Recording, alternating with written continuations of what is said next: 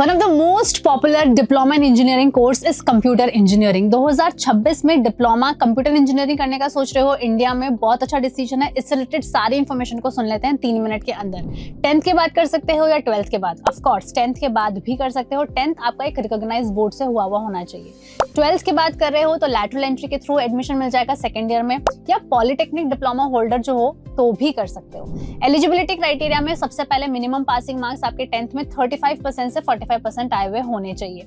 यहाँ पर age limit भी है, यानी कि आपकी 15 से 22 साल की अगर एज है तो ही आप डिप्लोमा कंप्यूटर साइंस में एडमिशन ले सकते हो। अगर मैं मैंडेटरी सब्जेक्ट्स की बात करूँ 10th में 12th में क्या होते हैं, तो मैथमेटिक्स एंड साइंस आपका डेफिनेटली होना चाहिए 10th में। फिजिक्स केमिस्ट्री बेसिक्स तो मैंडेटरी है ही है।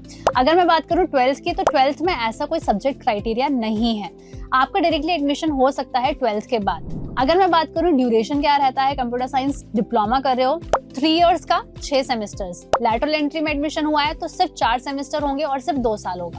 अगर मैं फीस की बात करूं तो गवर्नमेंट एंड प्राइवेट में डिफरेंस आ जाता है। गवर्नमेंट की 50,000 से 1 लाख तक की आपकी फुल कोर्स फीस हो जाएगी और प्राइवेट में यही चीज 1 से 3 लाख की पड़ जाएगी।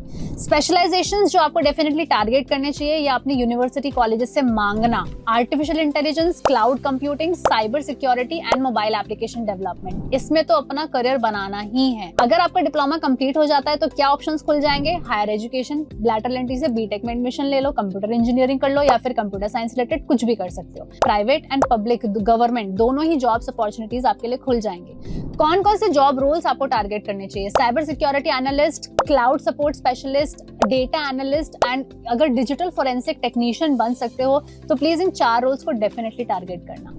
बेस्ट गवर्नमेंट ऑर्गेनाइजेशन आपके लिए कौन सी रहने वाली है? BSNL रहने वाली है, या फिर नेशनल इंफॉर्मेटिक्स सेंटर्स NIC हो गई, DRDO हो गई। ये अमेजिंग कंपनीज आपको गवर्नमेंट सेक्टर्स में अच्छा जॉब दिला देगी। प्राइवेट की मैं बात करूं तो इन्फोसिस हो गई, TCS हो गई या विप्रो हो गई। ऐसी कंपनीज जो है वो डिप्लोमा होल्डर्स को भी लेती है अगर आपने कंप्यूटर साइंस किया हुआ है। स्टार्टिंग सैलरी की अगर मैं बात करूं तो ऑन एन एवरेज 2.5 लाख से 4 लाख का पैकेज आफ्टर योर डिप्लोमा आपका लग सकता है। अगर आपने लैटरल एंट्री से बीटेक में एडमिशन लिया है तो उसके बाद स्टार्टिंग सैलरी जो मिलेगी वो इससे तो डेफिनेटली बेटर होगी।